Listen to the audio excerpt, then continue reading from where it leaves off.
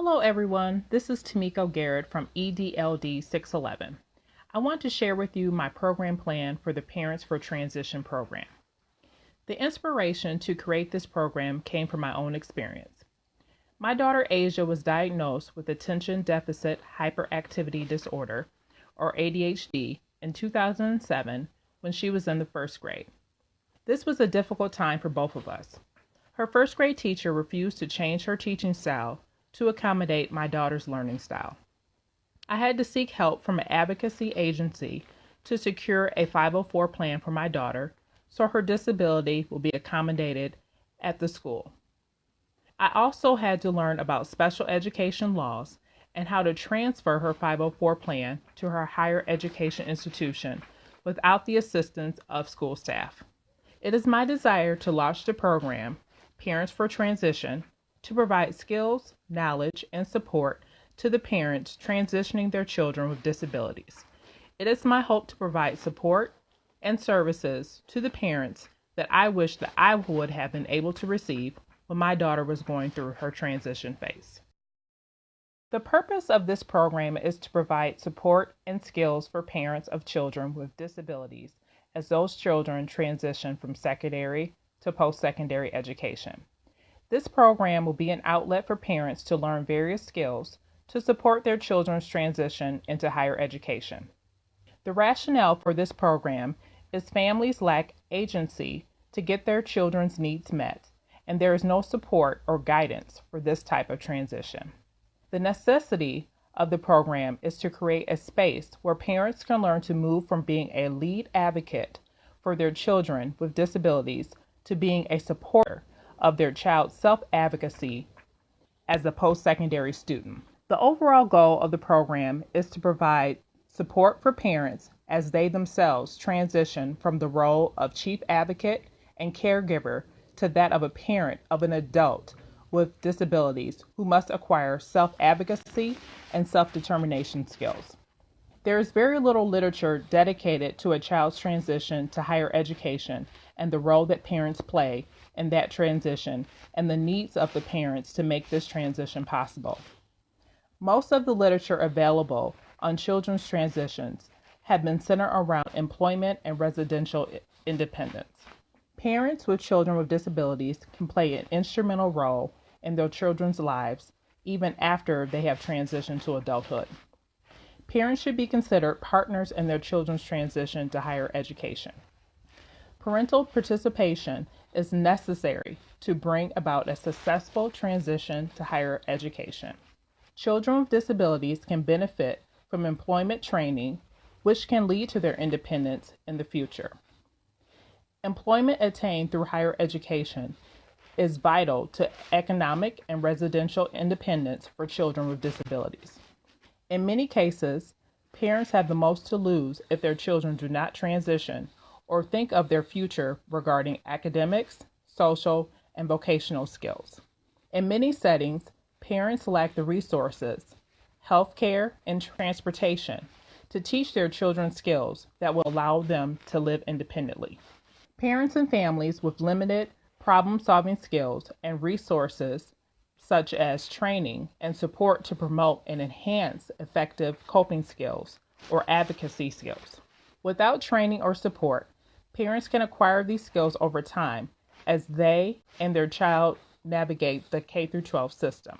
While these skills are likely transferable to post-secondary environments, the nature of the parent's role is likely to change regarding new skills and attitudes to support their child as they take on the role as self-advocate. Increased participation of parents can enhance the success of children with disabilities obtaining the services they need and make the transition to higher education a successful one. Moreover, parents can be instrumental in providing information regarding their children's strengths and weaknesses, which are essential skills to transitioning to higher education. Parents can potentially articulate clear, realistic outcomes for their children's future. Once a child reaches the age of 18, parents must realize that their child is considered an adult, even though they have a disability. The role of lead advocate must go from the parent to the child.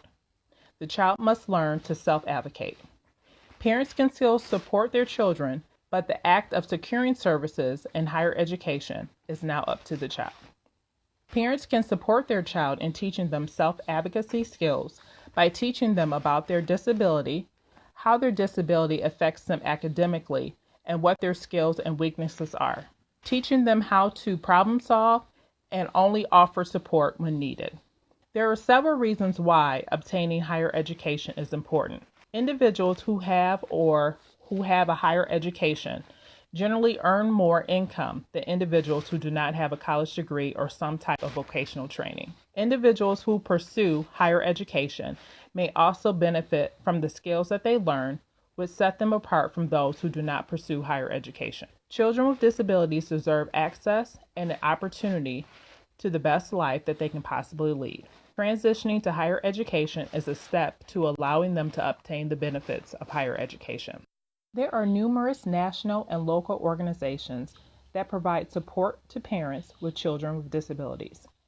Children and Adults with Attention Deficit Hyperactivity Disorder, or CHADD, is a national ADHD organization that helps adults with ADHD, in addition to parents raising children with ADHD. The National Center for Learning Disabilities offers online resources to parents raising children with various types of disabilities. They also provide funding in various forms to individuals with disabilities pursuing higher education and startup grants to individuals who create programs to help parents and children with disabilities. A local nonprofit agency that supports parents with disabilities in Kalamazoo, Michigan is called Ask Family Services, formerly known as Advocacy for Kids.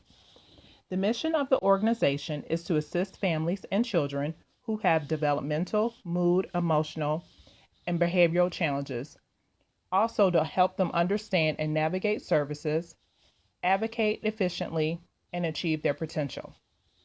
After extensive research, I determined there are no external competitors to compare this program to. The focus of the Parents for Transition will be totally on parents transitioning their children with disabilities. No other program solely focuses on parental support as they transition their children with disabilities to post-secondary education. In addition, since the program will not be funded by another organization, such as a higher education institution, internal competitors will not exist either. Participants will receive a certificate after the completion of the 8-week program, Parents for Transition. The program is designed for parents to gain personal enrichment on their role as an advocate for their child with disabilities and to prepare them to shift the lead role of advocate from themselves to their children. Parents will gain skills on how to teach their children self-advocacy and self-determination skills that are essential for individuals with disabilities to learn to be successful in higher education. In the future, I will explore the possibility of parents who complete the program becoming facilitators of the program. Becoming a facilitator will allow the parents to give back to the program as their children complete their post-secondary educations. In addition, parents will become trained facilitators will allow the program to become self-sustaining by routinely having facilitators available to teach the program on a regular basis. The program audience will be parents of 11th and 12th grade children with disabilities transitioning from secondary to post-secondary education. Parents need to be provided the tools to transition their children since there's very little assistance available to parents on this process. Children who are in the 11th grade will be highly focused on because this is a time when children are starting the process to transition to higher education and may be participating in college transition activities such as college visits and testing. Besides serving as the program director, the program will be running off assistance of volunteers.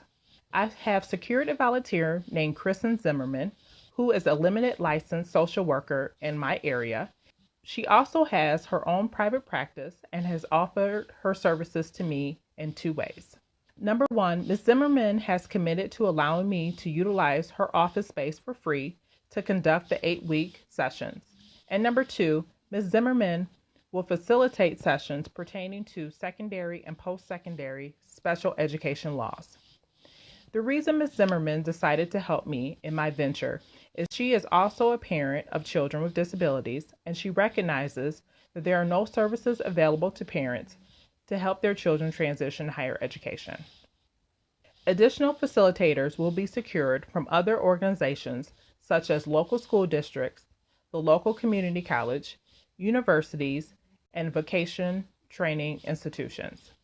Supplementary volunteer facilitators will be located and rotated on a regular basis to ensure that there will be enough volunteers and facilitators to present the sessions. The format of the Parents for Transition program will be 8 face-to-face sessions lasting for 2 hours. Weekly topics will consist of the following. Week 1, welcome and goal setting for parents and children. Week 2, special education laws pertaining to secondary and post-secondary education. Week 3, what paperwork do children need to supply to disability offices at higher education institutions? Week 4, financial aid and how to fill out the FAFSA and scholarship searches. Week 5, what is self-advocacy and self-determination skills? Week 6, panel discussion with parents who have transitioned their children from secondary to post-secondary education. Week 7, parent self-care, which will consist of medical screenings, chair massages, manicures, pedicures, and fitness tips. And week 8 will be a wrap-up, celebration, and parents will be presented their certificates. Participants will access the program via face-to-face meetings.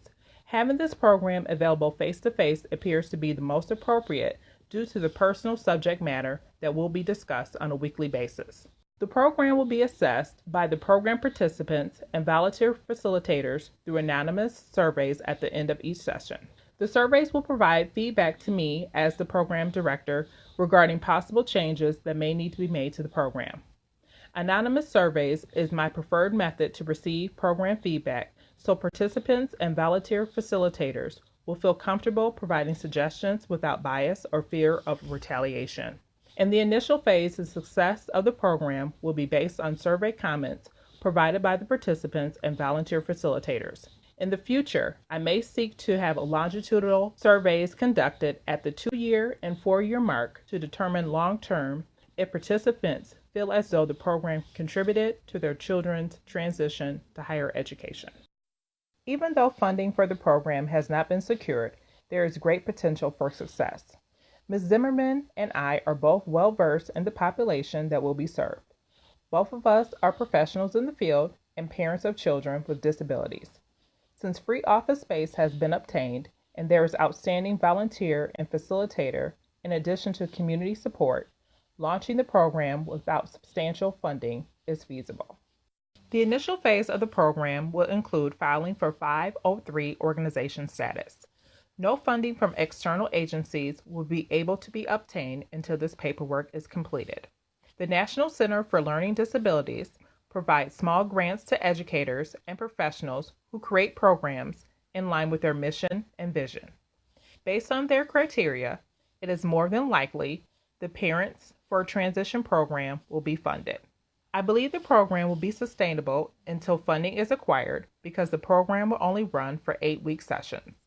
The program will be facilitated in a free office space, so no rental fees will need to be paid. The cost of the program will be free to participants. This population already has limited resources, so I do not want to cause additional hardship to participants to receive services. The Parents for Transition name will be branded utilizing social media outlets such as Facebook, Twitter, and Instagram. These methods are free, and generally most individuals have access to cell phones where they will be able to view branding efforts. The target audience will be reached by conducting recruitment meetings at local agencies in the Kalamazoo area that support parents with children who have disabilities, such as Ask Family Services, formerly known as Advocacy for Kids. There will be minimal costs associated to the program location and modality, face-to-face instruction of the 8-week sessions. Free office space will be utilized until enough grant funding is secured to relocate to a permanent office space. Staff will be volunteers, so their time will be donated. If the program does get funded through the National Center for Learning Disabilities, I plan to provide a small stipend to volunteers for their time that they commit to the 2-hour sessions. Additional grant funds would also be utilized to create business cards have a phone line, have a website created, and for brochures to be printed to explain the program to potential participants. During the 8-week 2-hour sessions, dinner will be provided to the facilitators and participants since the sessions would probably be held during dinner time hours. Since the office space has already been secured for the program, I plan to send paperwork to the National Center for Learning Disabilities in order to obtain grant funding by the end of this month. Branding efforts will be created and completed by the end of July 2018. Recruitment of facilitators through the organizations that I discussed earlier in this presentation, in addition to participant recruitment meetings at various agencies that support parents with children with disabilities, will be completed by August 2018. It is my plan to launch the first session of Parents for Transition on September 10th, 2018, with the end date being October 30th, 2018. Please see my reference pages for further information. Also, if you have any questions or suggestions regarding the Parents for Transition program, please contact me at tgarrett7@emich.edu. Thank you.